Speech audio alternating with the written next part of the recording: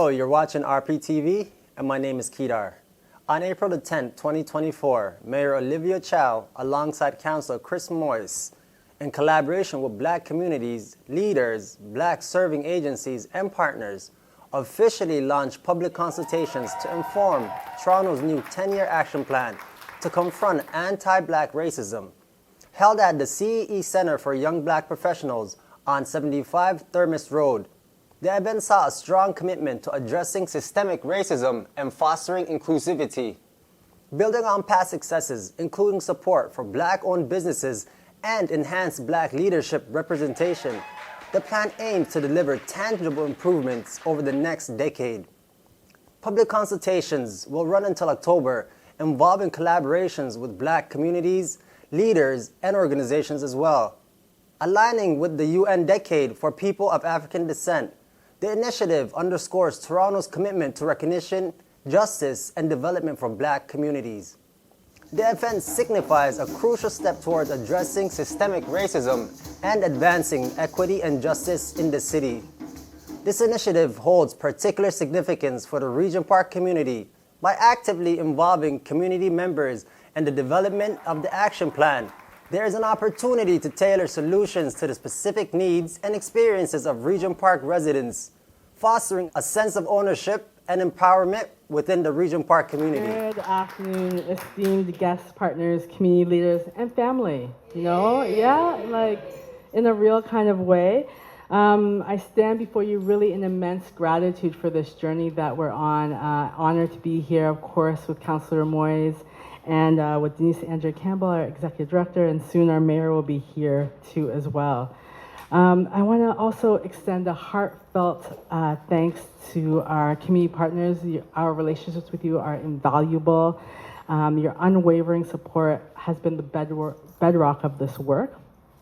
A big thank you to CEE and Agape on their partnership on this fantastic launch and all the work that you've done. I want to tell you all that there have been different occasions where Agape and Trinae have been like, anything you need. You want to use the space, come and use the space. And that's important for us because we want to make sure that we're in community when we're consulting and doing that work.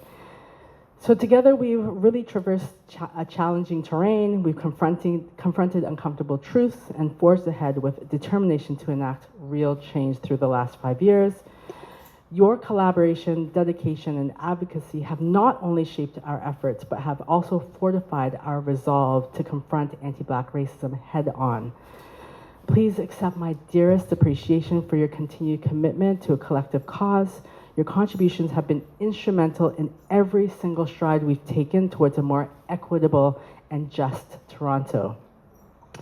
So really, just over 7 years ago, Toronto City Council unanimously adopted the groundbreaking 5-year Toronto Action Plan to confront anti-Black racism, really marking a historic milestone in Canada's fight against anti-Black racism.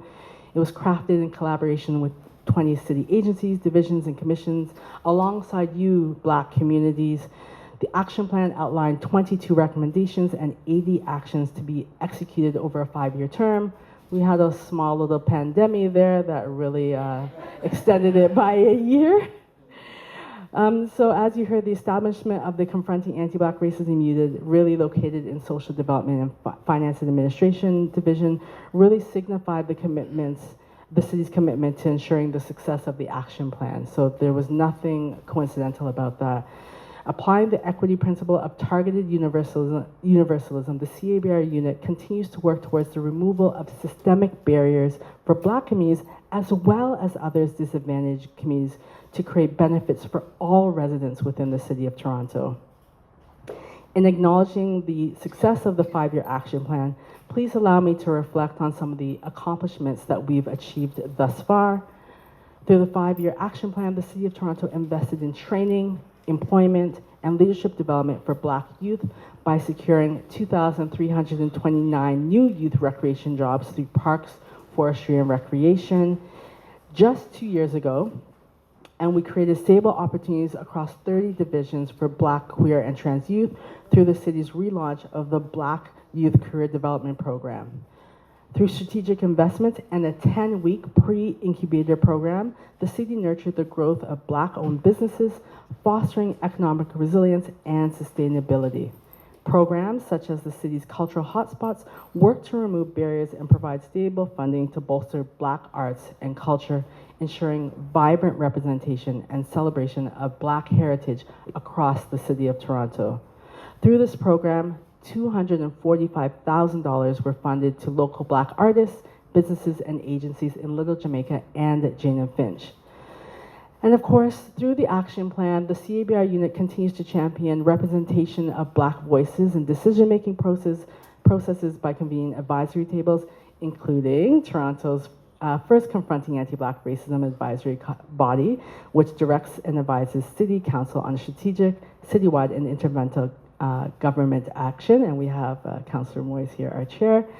We know that the continued advancement of this work would not be possible without community and the many organizations that come from community.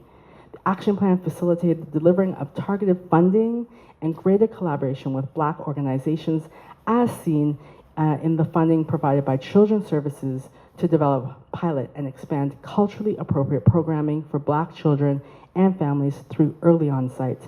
And similarly, and Agapi spoke to this, we provided funding through this, the Black mandated funding framework that worked with Black mandated organizations to change the face of funding. Through accountability measures such as transparent access to all open data collected by the Toronto Police Service race-based data collection policy, the action plan supports equity in law enforcement practices, includes alternatives to policing, such as the creation and expansion of the Toronto Community Crisis Service. And finally, we've trained 7,500 City of Toronto staff members. The CABR unit works to foster a culture of professionalism and equity, embedding an anti-Black racism lens across the city. We have many of our colleagues here in the audience. We thank you for being here. All of these accomplishments really stand as a testament to the power of intersectional, community-driven collaboration in driving tangible change and advancing equity for all. So as we look ahead, we celebrate our achievements, but we also must acknowledge that our work is far from over. Black communities continue to face disproportionate barriers. Nevertheless, our commitment remains steadfast. We are unwavering in our resolve to meaningfully improve outcomes for Toronto's residents of African descent. As we approach the conclusion of the UN International Decade for People of African Descent, we stand poised to unveil a robust 10-year plan underscoring our dedication to realizing a legacy, again, of equity and justice for all.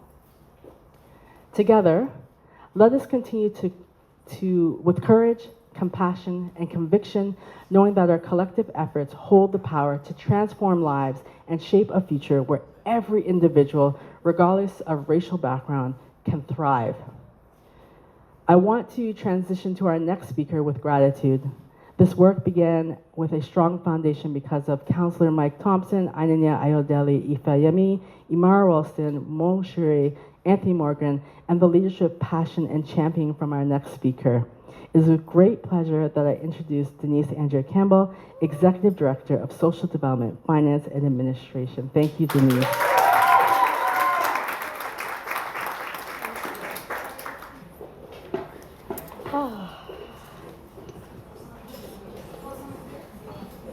Good afternoon. There's more up here in the front. You can come on up.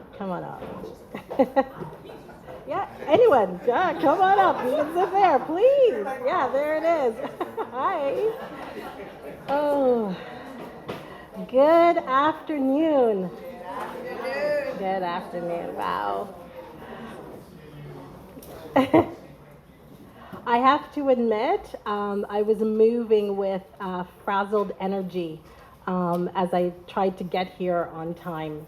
And when I walked into this incredible space, Agapi, my first time here, this incredible space, saw your incredible people, saw my incredible people, sat down beside Elder Chris, heard the drumming, I started to exhale.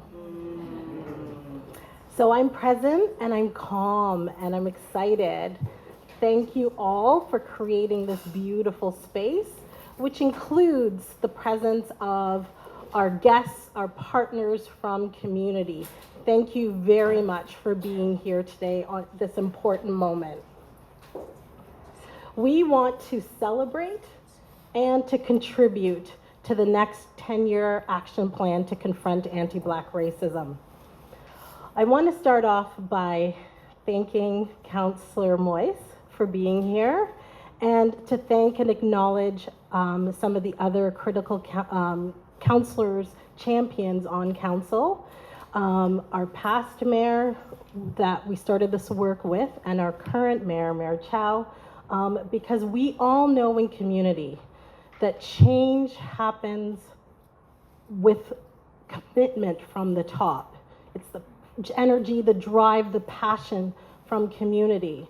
But in an institution as complex as the City of Toronto, if we don't have some internal champions on council who will hear truth to power and who will consider the truth that they're hearing and be open to change and champion, we wouldn't have moved as far as we can. So I want to thank you very much, Councillor Moise, and to thank your colleagues on council. As I noted, this is a gorgeous space, and so let me also thank you formally, Agape, and your incredible team. The Center for Young Black Professionals, not only in the hosting, but as you heard, have been a critical partner in this work to advance opportunities, to support capacity within Black communities. But even beyond that, I would say, I think we have so many things that the division I have the honor and privilege to lead get to partner with you and your incredible team to deliver. It's these strong partnerships in community that I think is absolutely indivisible to our efforts to advance systemic change work like we are here to celebrate, honor, and then to drive forward today. I recognize a lot of faces in the room, but for those of you who I haven't had the pleasure to meet yet, some of you like, oh my gosh, Leonie, sorry, I gotta get off script. Leonie and I have known and worked and co-conspired together since we were teenagers. Oh my goodness.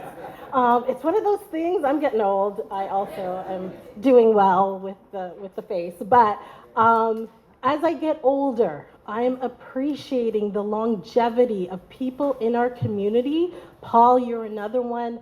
People in our community who have been doing this work from time, because we know it's not easy, and we know that it comes at a cost sometimes to self, family, and the work. And yet we're all still here. And for those of us who we've lost in the struggle, it's their shoulders we stand on, and for that I'm also really grateful.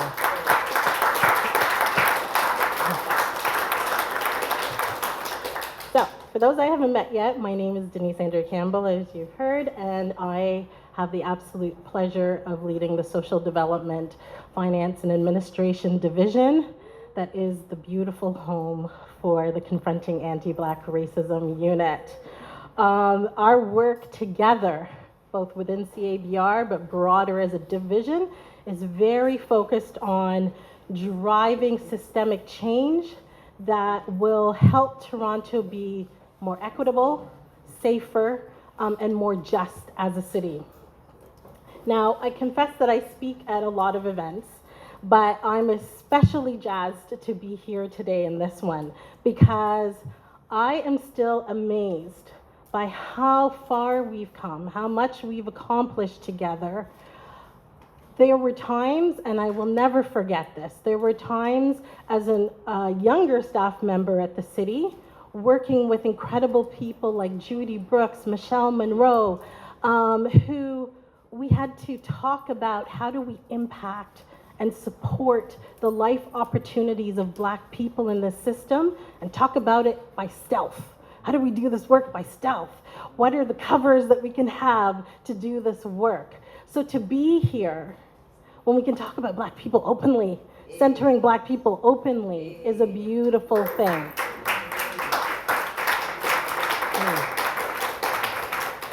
So I want to take us back to one of the moments you've heard. Actually, no, let me just pause there for 1 second. I did not. I was acknowledging people and thanking people.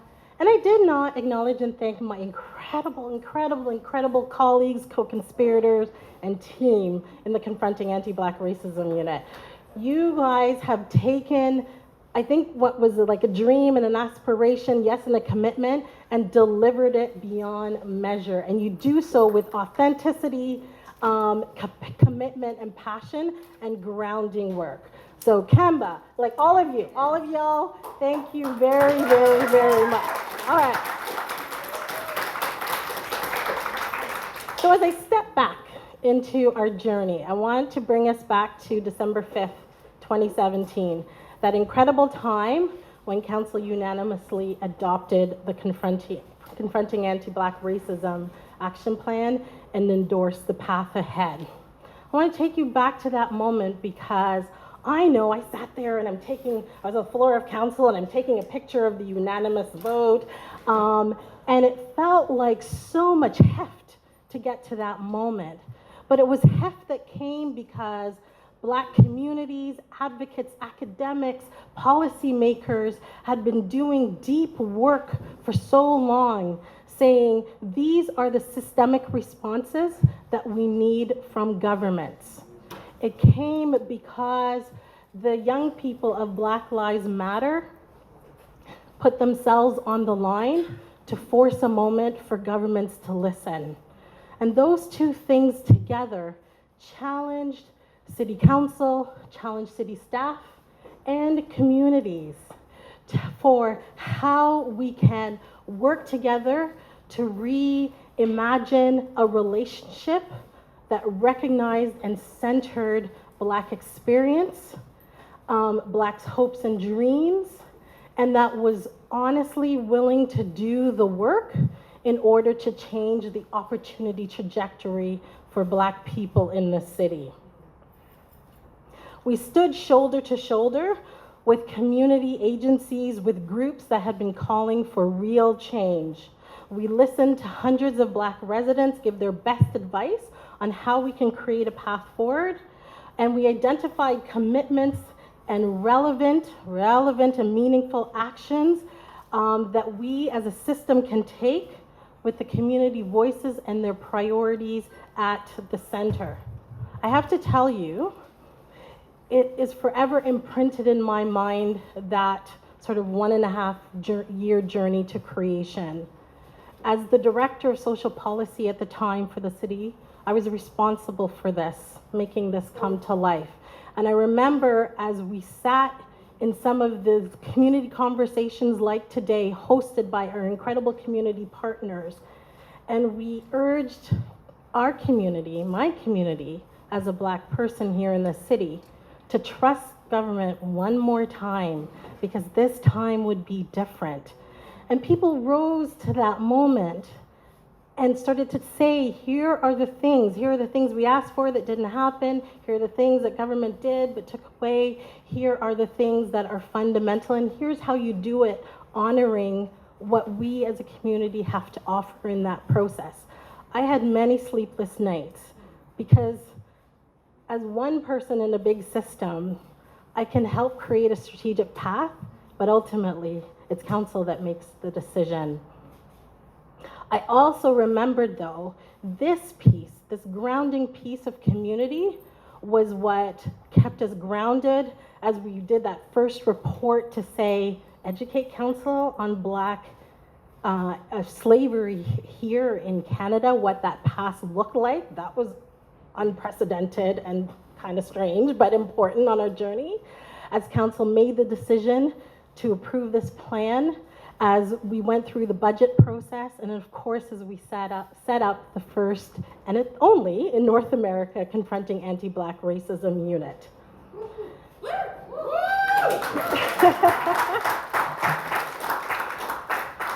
It's also been important because getting that is only the first part. Driving the change that people expected and we committed to, and protecting it as our organization gets pulled in many directions is also part of what we are acknowledging and celebrating today. Kemba talked about so many tangible impacts that this plan, our partnership with community leaders, city staff, have been able to work together to achieve. I see the progress.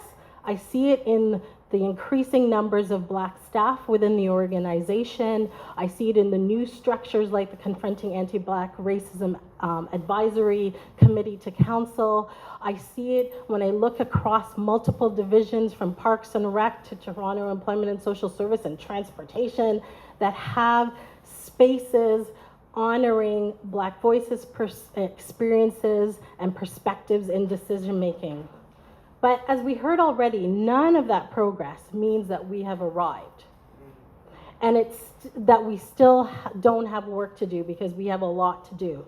But it does mean that unlike 2017, inside the city, our next leg of this journey is now built on fertile ground. It took generations, of course, we all know, I don't have to tell this group, right?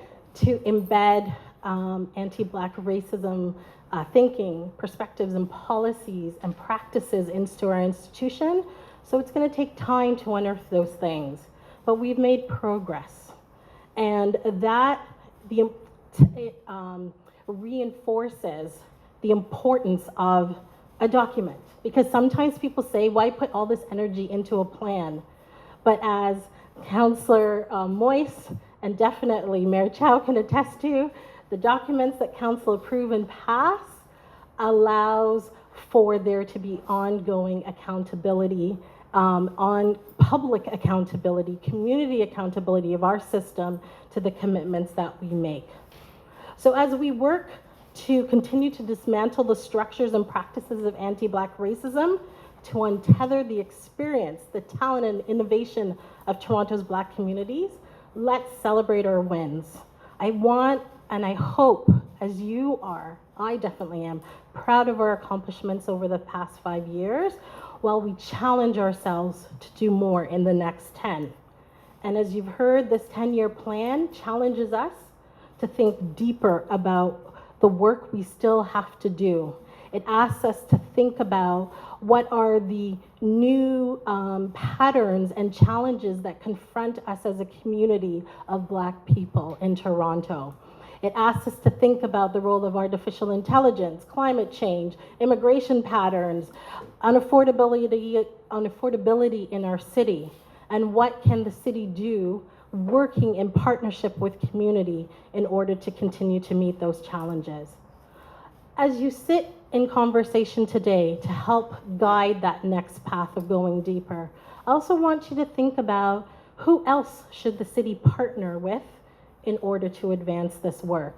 And how do we better support you in your efforts as co-collaborators, co-conspirators, and partners in this work? This next few months is pivotal, and I want to thank you for being here in the past, at this moment, and I look forward in 10 years, whatever, 2034, is that it? When we will be coming back and celebrating the progress that we've made together. Thank you very, very much for what you've done, what you are doing today, and what you're about to do together. Ashe.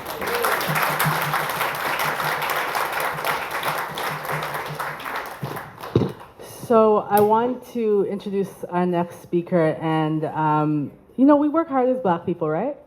And I remember, because I've introduced this person before, looking at their outline, their achievements. And, you know, Councillor for Ward 13, Chair of the Confronting Anti-Black Racism Advisory, Chair of the Board of Health, Chair of the Two-Spirit LGBTQ Advisory Committee. And what I want to say is Councillor Moise, in every meeting that we have, has been passionate, has been focused, and I really am honored that you are leading this work. So I want to welcome you to the podium.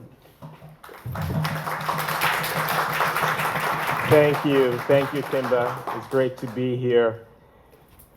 It feels like home. You know, I had the pleasure of having a tour when I first walked in. I actually didn't even know this space existed. There's so many things that I don't know. And I'm open to learning each and every day.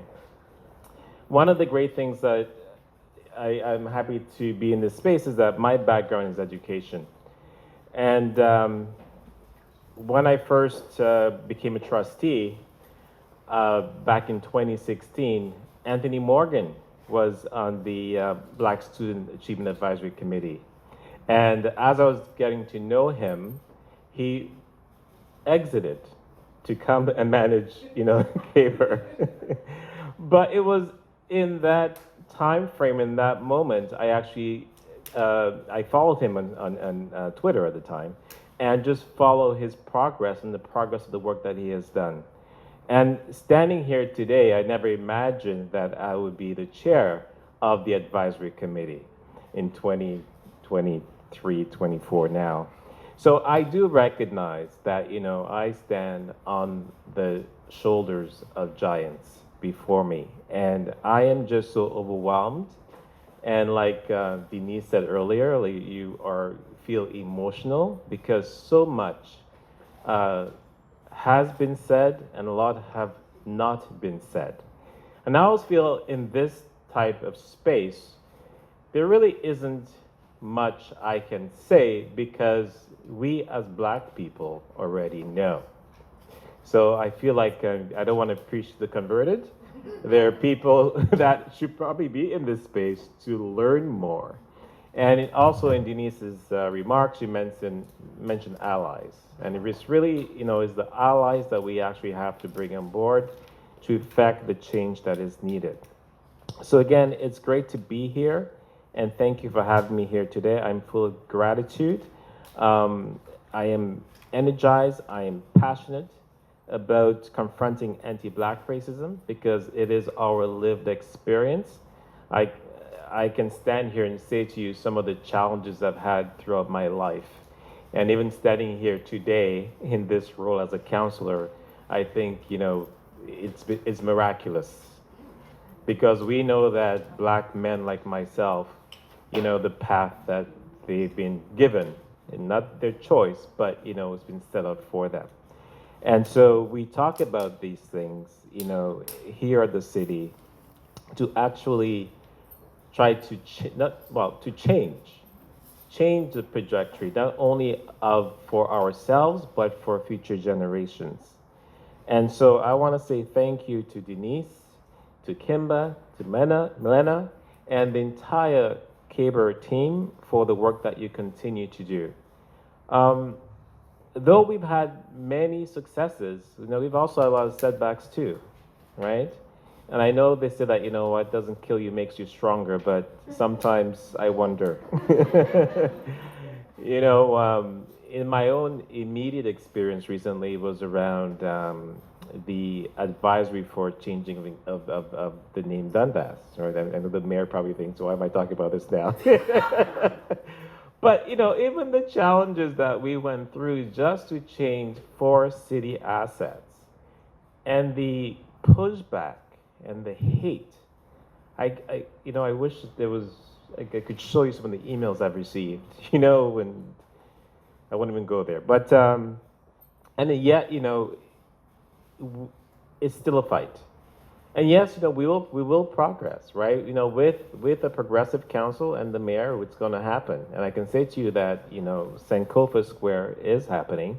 I actually have a meeting April 11th, tomorrow, to look at the way to make that happen going forward. And by the end of the year, we'll have a celebration. And I invite all of you to celebrate because it is a celebration.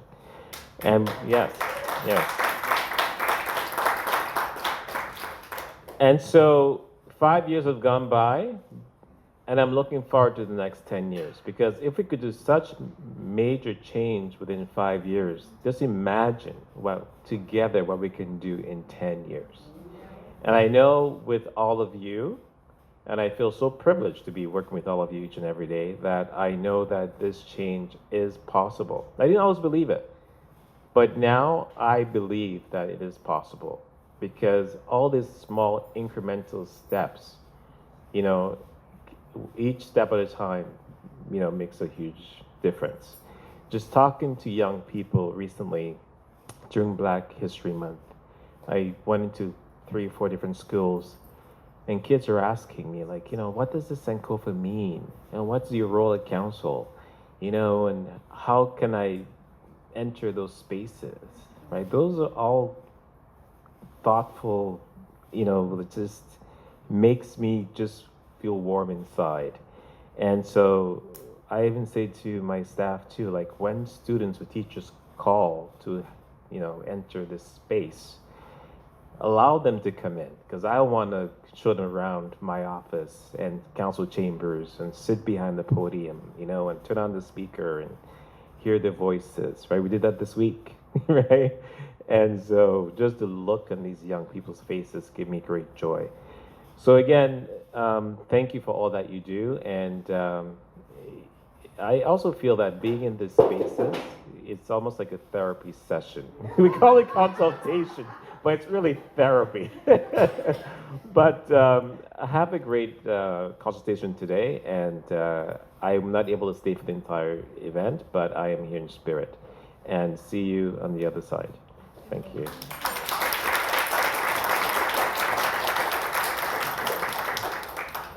I love that we can laugh, right? Always joy. Today we continue to celebrate first. And, I'm really honored that we, have a mayor who is the first person of Asian descent. Agapi spoke to the fact that, many of us are from community. It's an honor to have a mayor that's from community, that has been in the front lines of the public service, has initiated programs around, free breakfast programs, free dental programs, and so honored to have you as our leader in this, in moving forward the next 10-year plan. So I want to welcome Mayor Olivia Chow.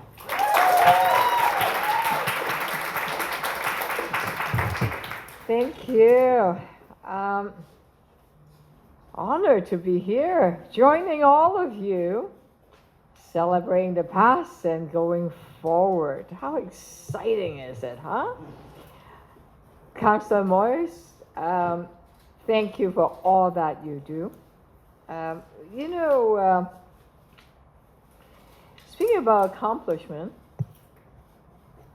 the Board of Health is a huge division, right? And we have Councillor Chris Moise as the chair of the Board of Health. We have the first Scarborough TTC chair, who's also Black, Jamel Myers. The first, he's the second Black chair. Okay, yeah. The other was like, I don't know, like 80 years ago, something like that. Second in that, given the history. And the first deputy mayor, who is also Black, Amber Molly, right? Yeah, I looked at, if I list, I know Denise have talked about all the accomplishment, but I looked at it, I got to know Rise Edutainment really well through Randell and others, and I didn't realize that you gave them 3 years of core funding, mentorship and financial literacy training to 6 Black arts agencies. That's amazing. That's good. Yes, that's very important. If you don't have the culture and deal with the heritage, you don't have the voice, culture always lead. Yes. Lead. It leads people. Yeah, it's culture first, it's art and culture, and then people, and then the politician, right? Yeah, I know how it works. I know. Now, I'm creating 300 Black and Indigenous youth entrepreneurs, local business owner, professional artists, prioritizing Black neighborhood in the city's cultural hotspot plan, $245,000 for the artists, agencies like Little Jamaica. And now that we put in a little bit more money into that multi-residential acquisition fund, the Little Jamaica Land Trust, owning land is important, isn't it? Yeah. So now that we've put in a lot more money into that program, watch out, okay? It would be good to have own some space on Little Jamaica, and also the Jane Finch community. There is, the development of the Blackhurst Cultural Centre. Yeah, Black Arts Building, it's great. Lots and lots to do. And all of you that have done amazing work. I've gotten to know a lot of you from before and now. We know that the work is nowhere near like we started. It's a journey. And as it gets along the way, it can get tough. It's up and down, up and down. As long as we hang tight together, stay united, stay focused, stay hopeful, and say we can do this together, it would not be easy. You're talking about systemic changes. System that has been embedded in the psyche and the culture of the city. You and I know that, right? To try to change that, it's not easy. I'm glad we're investing in the arts and culture, but the system, government system, funding system, who gets what say is the power structure. And you and I know that power is never given. You have to go take it, right?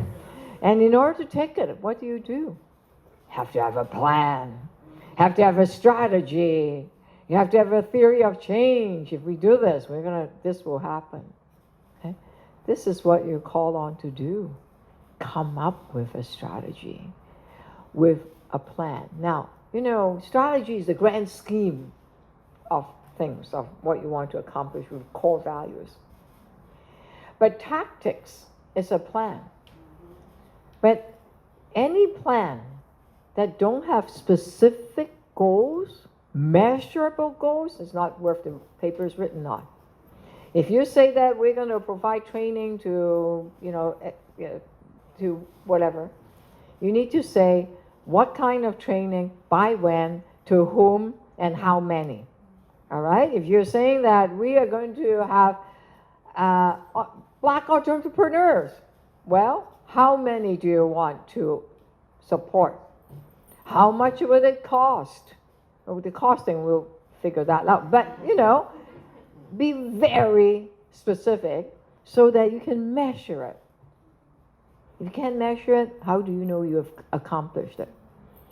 If you can't measure it, how are you going to be able to celebrate the success? Because the thing about changing the system, you have to celebrate. Any little piece of accomplishment, celebrate, because that gives hope. And we're dealing with communities in Toronto because people are a bit, after the pandemic, people they're not as connected as before. They feel less sense of belonging, especially young people. They're more challenged mentally because they are not connected. Well, celebrate the success so that people have hope that you can move forward. So while you're planning that 10-year plan, think about how you're going to celebrate success. What point do you want to celebrate success? And I've often said, my mom's always like, show me your report card. Oh, no. Establish some kind of report cards. If not, you can have a really amazing plan. I can stand here and give you the best speeches and actually do nothing. You don't want that. But if you have a report card to say, well, here's the plan. Maybe we need a report every 2 years. How are things going? Right? And what did we accomplish? And what did we not accomplish? Because, who's going to get 100% in report card? I've never. Maybe once in my life. But, that was math. I don't do math anymore, other than dealing with the budget. And that's important. I know where some of the power lies, right? Money. So I encourage you, as you are putting in the, as we consult with you on the 10-year plan, think about overarching strategy, think about tactics with timeline, with specific goals, measurable. Think about how you want a report card to be done, how often, and then each year establish this is what we want, how much it is, and then go for it, okay? Because that's the way to get things changed, that's the way that it gets done. And I look forward, I think it's December, isn't it, that you're gonna have a report back. Well, December is not that far away. It's a lot of work, huh? And there's the Caribbean Festival. There's a lot of playing in between. So it is the summer. There's taste of everything everywhere, in between, which we're gonna do, right? So while we're playing, imagine, okay? Let your imagination run free. So imagine it. Be bold. Be aggressive. Be very specific. And let's do this together, because anti-black racism, it's about time it's a thing in the past, isn't it? Yeah. Well, racism needs to be a past, I meant, yes. Love not that, there's a lot of work to do, but I'm not sure to say it properly, but let's build a city that's more affordable for everyone, caring, right? And safe for everyone, where everyone feels belong. Thank you for coming out. I can't wait to hear what comes out of today.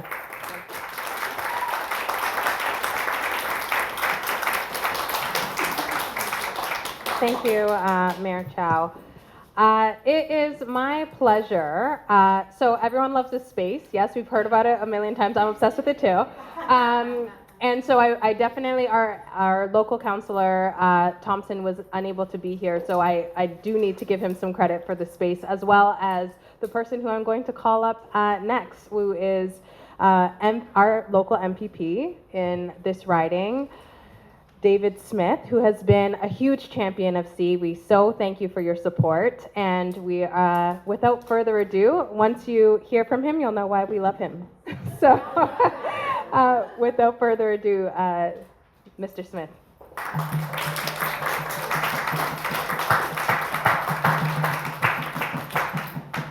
Well. There's a lot of great speakers. Good afternoon, everyone. I'm MPP David Smith, representing the riding of Scarborough Centre. And I must say, I was shocked when I came into the room, because I walk across this space on several occasions, and I want to thank Denise for what she said at the beginning or the top of this conversation. Sounds like a woman with a big heart and caring and compassion, and that's what we need to look at.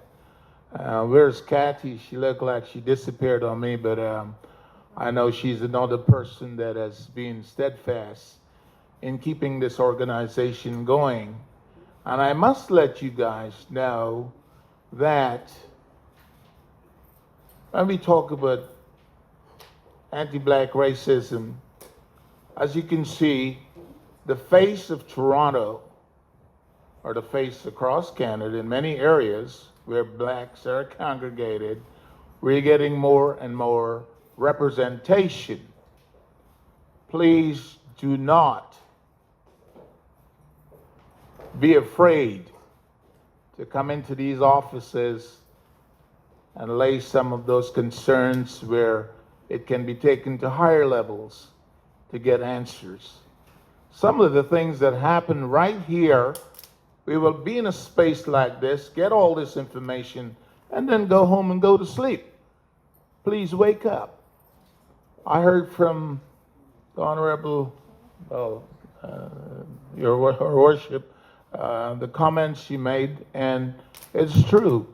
Let's knock on doors. Let's pull together. Let's put everything together so we can have a real voice. These positions that we have taken, and I heard about Jamal and my trustee colleague, Chris Moise and Michael Thompson, we are building. If you look at the landscape of what this place used to be like, 20 years ago and where it's leading, you can see that we are taking certain spaces that you should be able to be free and able to come out and be a part of it. I impel, I ask, I beg of you guys, let's keep the movement going forward.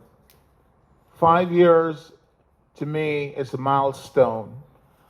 And I believe when we're talking 10 years down the road, we are almost talking about 3 elections from this day, because there's going to be one in 2 years, then they come every 4 years, so I'm looking at 10 years. So indeed, there will be a lot more voices. Do not be afraid to challenge the system.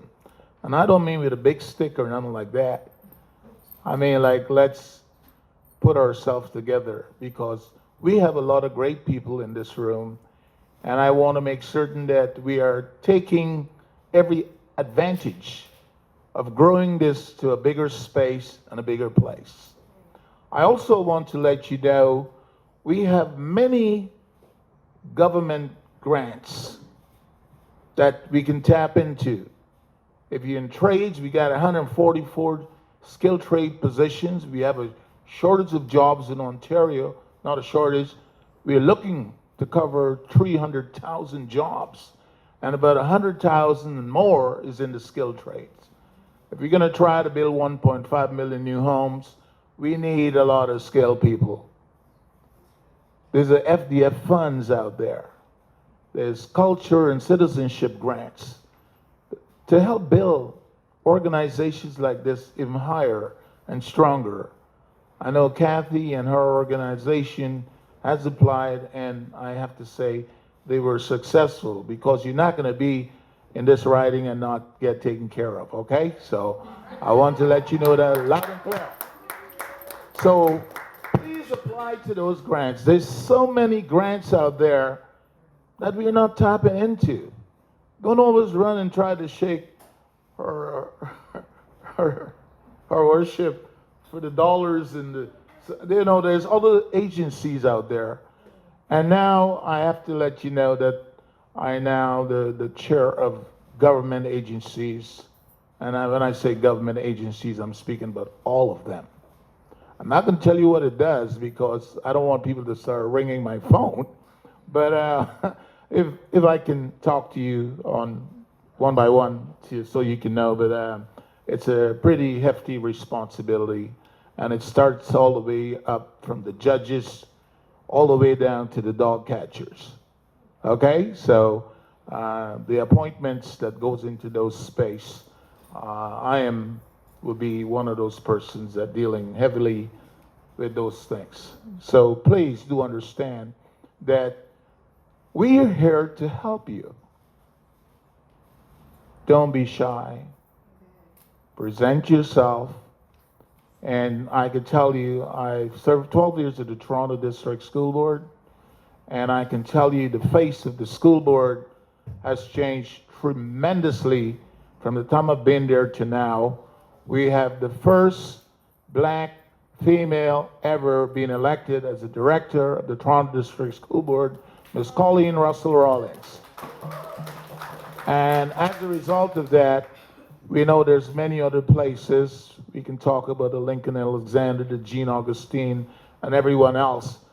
But if you take a good look, you will see gradually more and more of different diversity, not only black, because when we speak about anti-black racism, there's all forms of racism I don't want to see, period. So we got to work together, and you're seeing results, and you can see more by looking for opportunities in people that sometimes look like you. At least have the conversation, and we might be able to point you in the right direction.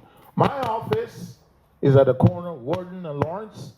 Please come out and be a part of those questioning. Thank you very much.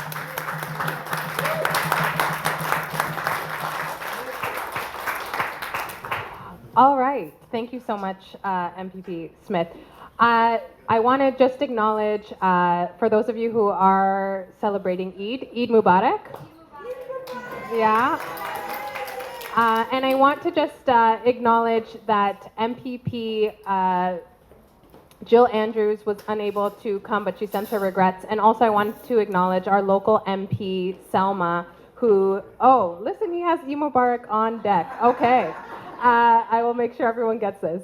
I want to acknowledge that she was in the room earlier and had to leave, but for someone who is celebrating Eid, I really do appreciate her coming out. So, without further ado, there is food. We know we love food, so there's food in the other room. They're going to direct you as to where that is, and then we're going to get into the consultation. So please feel free to get your refreshments, and then we'll be out in the main area afterwards. So thank you all again for being here. Don't forget to like, comment, share, and subscribe to our YouTube channel, and check out all of our social media platforms. For more information, check out our website.